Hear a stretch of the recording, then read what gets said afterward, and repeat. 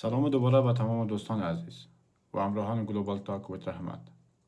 در ویدیو گذشته وعده کردیم که با دست پر برمیگردیم و امروز میخوام در مورد یکی از مهمترین، پرچالشترین و در عین حال جذابترین موضوعات صحبت کنم، یعنی مسیر مهاجرت و جابجایی از برزیل به گویان فرانسه و از آنجا به فرانسه مرکزی یا همان خاک اصلی فرانسه. خیلی از شما دوستان در این مدت از من پرسان کرده بودید که در این مسیر چطور می توانیم سفر کنیم، این مسیر چطور هست، چه چالش هایی دارد و چطور یک نفر می تواند این را موفقانه طی کند. امروز من اینجا هستم تا تجربه واقعی و قدم به قدم خودم را با شما شریک سازم. همانطور که می دانید برزیل برای بسیاری از فارسی زبانان اولین نقطه ورود به امریکای جنوبی است، اما قصه به همانجا ختم نمی شود. گویان فرانسه که در همسایگی برزیل قرار دارد، در حقیقت بخشی از خاک فرانسه و اتحادیه اروپا محسوب می شود و همین موضوع آن را به یک پل ارتباطی مهم تبدیل کرده است.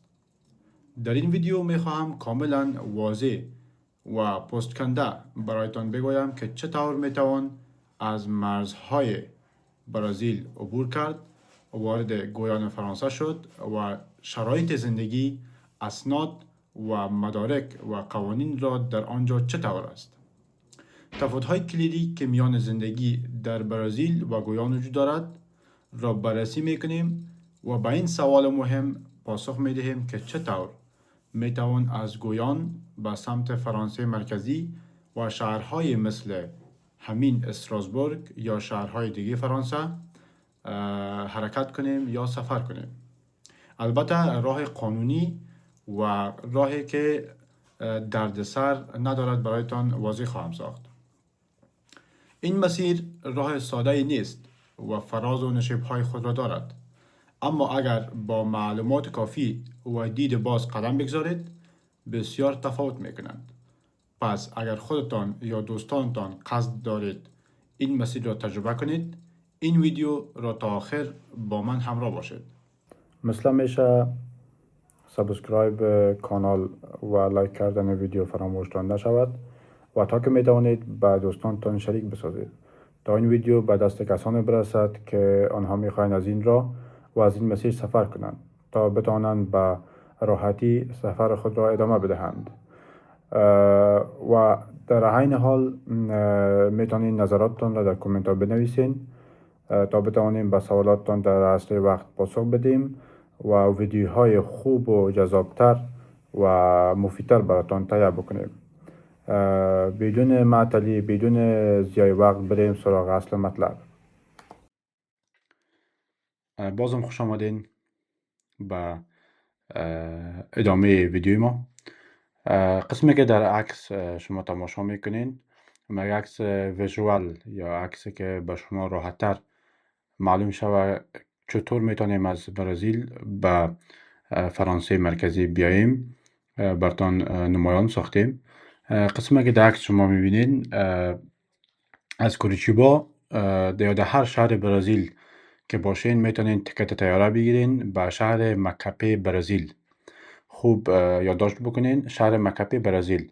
وقتی که در شهر مکاپی برزیل رفتین از اونجا تیکت بس میکنین به شهر اویپوک برزیل، یک شهر مرزی که با گویان فرانسه یا فرنج گویانا هم مرز است. به او شهر تیکت بس میکنین که مدت 10 ساعت 12 ساعت در بس سفر دارین و قابل یادآوری است که بگویم که از شهر اویپوک با شهر مکاپا راهش نسبتاً ناهموار است، راه تقریبا زیاد خامه داره، بنان به تشویش نباشین. بعض جاها خیلی جنگلات است و موتر در جاهایی که میره دو بغل جنگلای بسیار بزرگ است. شاید براتان سوال پیدا شود که چگونه راه است. بنان به تشویش نباشین، راهی که میرین راه قانونی است، از راه قاچاقی نمیرین، فقط راهش یکم ناهموار است. بعدن وقتی که سر مرز رسیدین میتونین برین به تاکسی ها را گپ میزنین. وقتی که تاکسی ها را گپ زدین میرین به سمت مرز، یعنی پیش پلیس فرانسه. وقتی که پیش پلیس فرانسه رفتین اونجا اول پیش پلیس برزیل میرین. پلیس برتان خروجی میزنه، مدت نیم ساعت یا 40 دقیقه شما اونجا منتظر میمونین. بعد از او که خروجی زد برتان میرین داخل مرز میشوین، مرز که پلیسای فرانسه استاده است. بنان پاسپورت هایتون میگیره، مدت 1 ساعت 2 ساعت یا 3 ساعت وقت را میگیره. دوباره پس پاسپورت هایتون برتان میاره با یک ورقه که شما را اجازه قانونی میده که داخل خاک فرانسه شوین، یعنی داخل شهر فرنگیانا شوین.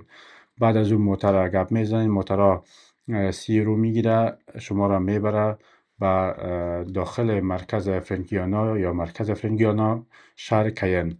آنجا افغانای دیگه هستن. بعد از او میتونین باز از دوستایی که در آنجا هستن معلومات را به دست بیارین و اگر شما خواستین هم میتونم که یک ویدیوی دیگر در مورد پروسیجر که در داخل شهر کین شما سپاری میکنین هم به نشر بسپارم. بعد از مدت 9 ماه که یا 1 سال یا ای که ربط میگیره به خود فامیلا که چقدر وقت میگیره. بعض فامیلا 9 ماه، بعض فامیلا 1 سال، بعض فامیلا 12 ماه. بعد از سپری نمودن مدت شما میتونین پاسپورتش رو بگیرین. وقتی که پاسپورتش گرفتین به راحتی میتونین به هر شهر فرانسه که برین سفر کردن میتونین.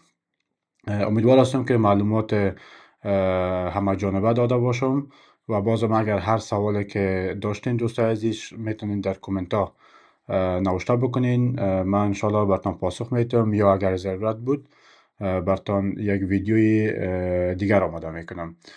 سلامت و بخیر باشین تا ویدیوی بعد. خدا نگهدار.